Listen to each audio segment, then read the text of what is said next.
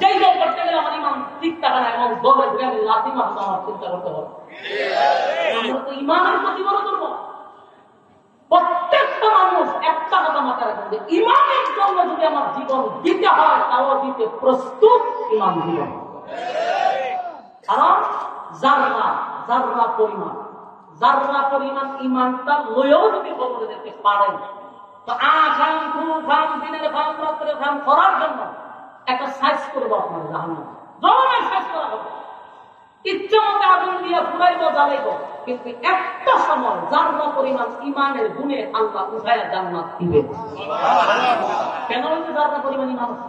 আর যদি ইমানই না থাকে অনন্তকাল যুগের পর যুগ জাহান্নামের আগুনে জ্বলতে হবে। অনান্য সিদ্ধান্ত নেন যে আমার ইমান দরকার না দল দরকার। সবচেয়ে বড় নিয়ামত এই ইমান যদি না থাকে তাহলে কাফের ইমান আর আমাদের মধ্যে পার্থক্য করবো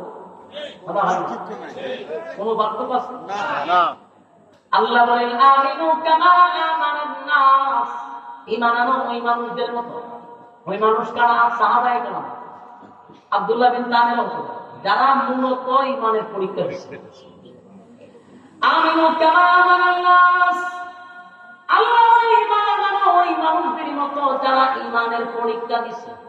তো ঈমানের পরীক্ষায় এক এক রকম হতে পারে, সবার পরীক্ষা একরকম না।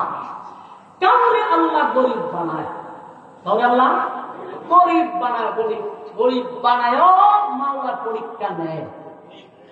আবার কাউরে ধনী বানায়, ধনী বানায়ও পরীক্ষা নেয়। আপনাকে গরিব বানাইয়া মালিক পরীক্ষা দিতে হবে। আপনি যদি বলবেন আর কেউ আল্লাহ দেখে না, খালি আমারও দেখছে, এরকম ভয় না?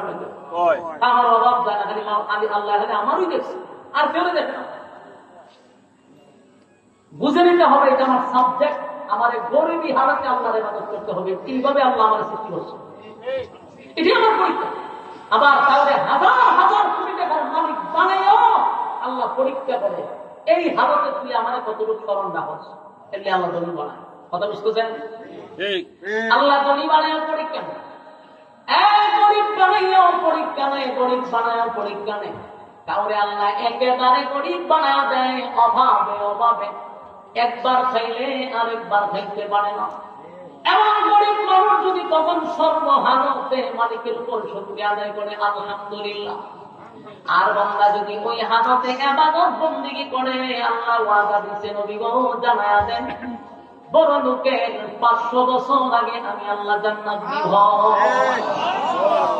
আবার কাউরে মালিক গরিব বানায়, এত ধনী হাজার হাজার কোটি টাকার মালিক, ঢাকায় বাড়ি করে, গুলশানে বাড়ি করে, বানানিতে বাড়ি করে, হাজার হাজার টাকার মালিক, দেশে বাড়িয়ে হয় না, বেগম পাড়ায় গিয়া বাড়ি বানায়, বেগম পাড়ায়ও হয় না, সুইস ব্যাংকে টাকা জমা রাখে, এরপরও হয় না, দেশের টাকা বিদেশে পাচার করে। আল্লাহ ভাই বড় লোক রে, বড় লোক বানাইছি, তাই না রাখিস, হিসাব কিন্তু পানি করে আমার দিতে হবে। পরীক্ষা করি, আবার কিন্তু মালিক অসুস্থ বানায়ও পরীক্ষা করে। বহু মানুষকে আল্লাহ অসুস্থ বানায়, বাস্তব না বাস্তব? আমি অসুস্থ বানাই, যেমন মানুষ অনেক সময় আল্লাহর কাছে গিয়ে অভিযোগ করবে আল্লাহ আমি অসুস্থ ছিলাম, ইবাদত করতে পারি না। কেউ বলবে মালিক আমি গরিব ছিলাম, ইবাদত করতে পারি নাই। কেউ বলবে আল্লাহ আমি ব্যস্ত ছিলাম, টাকার মালিক ছিলাম, ইবাদত করতে পারি নাই। গরিব বানায় আল্লাহ পরীক্ষা করে, ধনী বানায় পরীক্ষা করে।